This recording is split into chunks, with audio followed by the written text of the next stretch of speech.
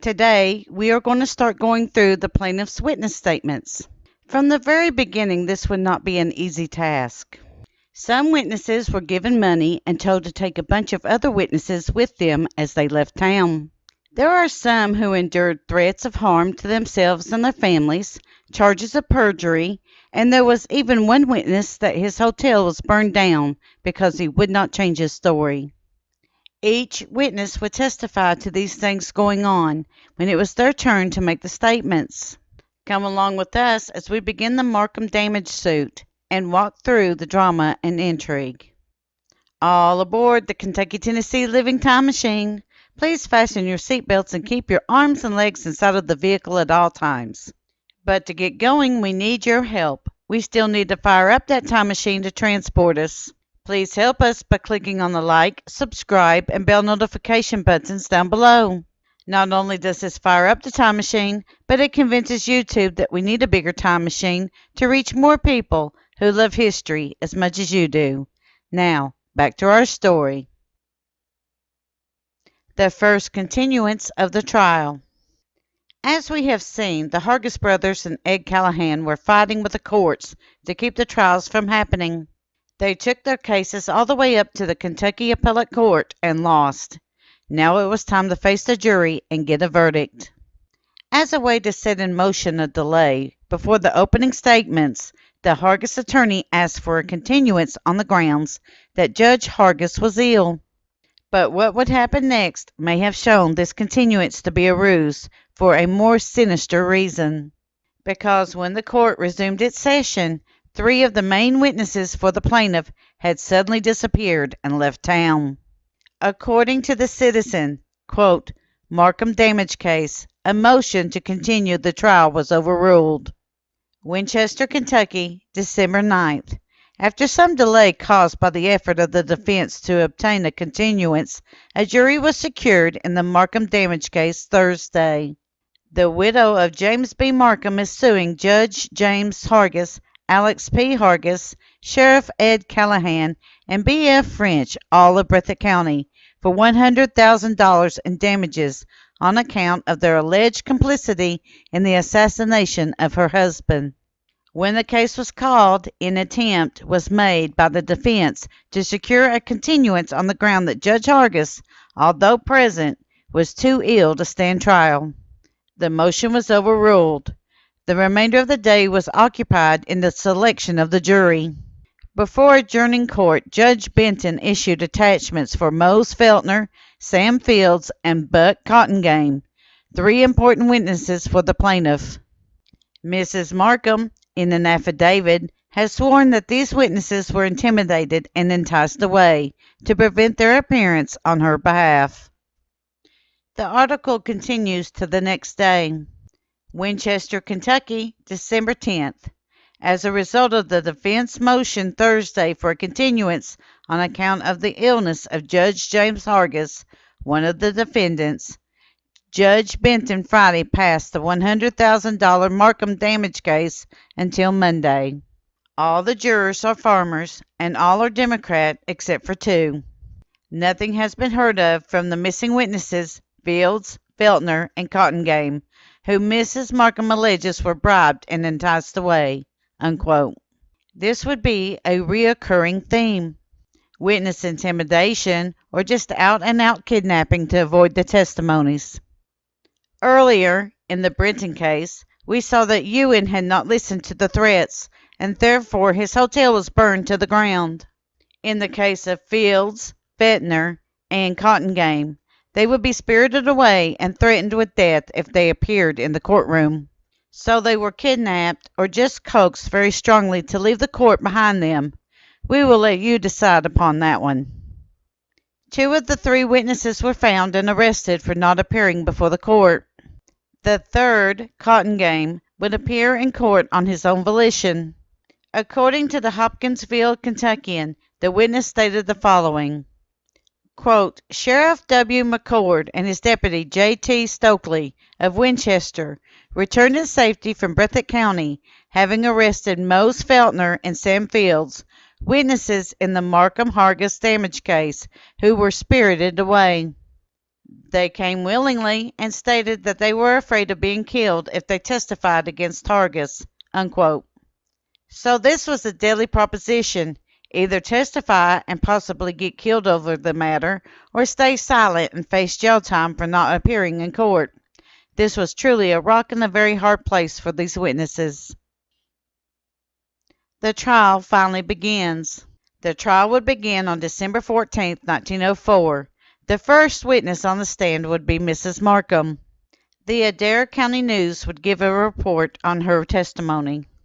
There would be a total of 75 witnesses testify for the plaintiff, and just as many would testify for the defense. Mrs. Marcum, the principal plaintiff, was the first witness. She testified that she had 6 children from 1 to 19 years of age. The earning capacity of her husband was from $3,000 to $5,000 per year.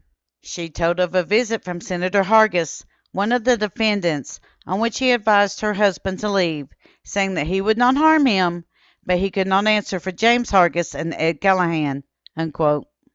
So this is basically the information that was given: how much damage and burden would be placed upon the widow now that her husband was no longer bringing in money.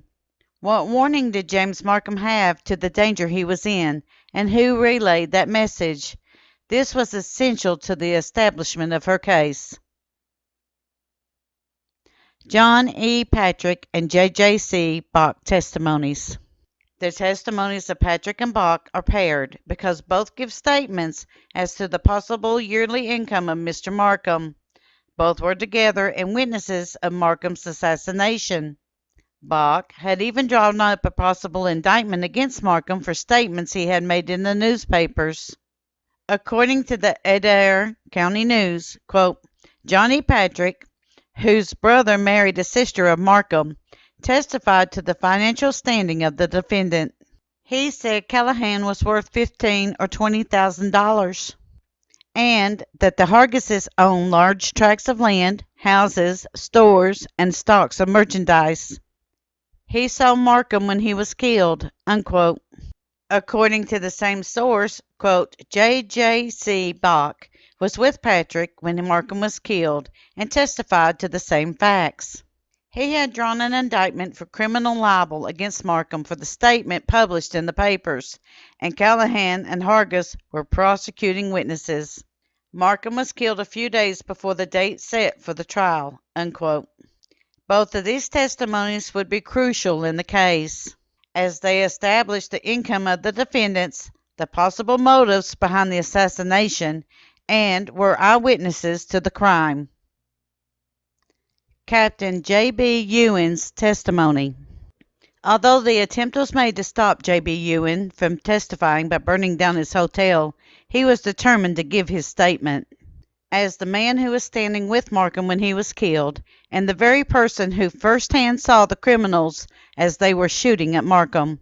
According to the Montgomery Advertiser, quote, the cross-examination of Captain J.B. Ewen, who was standing by Marcum when the latter was killed, was finished today.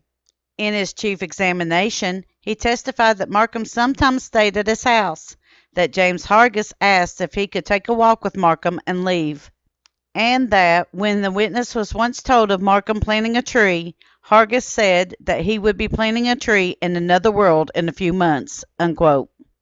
Captain Ewen's testimony can also be found in the Adair County News. Quote, Captain J.B. Ewen was standing by Marcum when the latter was killed. He looked back after the first shot and saw Kurt Jett standing behind him in the corridor with his pistol in both hands and pointed at the witness, who ran. He detailed several conversations with Hargis in regard to the matter, in one of which he told Marcum setting out trees, when Marcus said that he would be setting out trees in another world in a few months. Unquote. So, not only was Ewen standing in close proximity of Marcum, but he was also privy to the threats made toward the life of Marcum from James Hargis. While on the face of things, these two newspaper accounts of what Ewen had testified to look similar. If you take out the statement recounting of the Hargis statement, they are actually very different. The first account tells us that Ewen stated that Marcum sometimes stayed at his house, and that Hargis had asked if he, Ewen, could take a walk with Marcum and leave. Now this could be seen a couple of ways. Was Hargis also threatening the life of Ewen, telling him that he should also leave town with Marcum?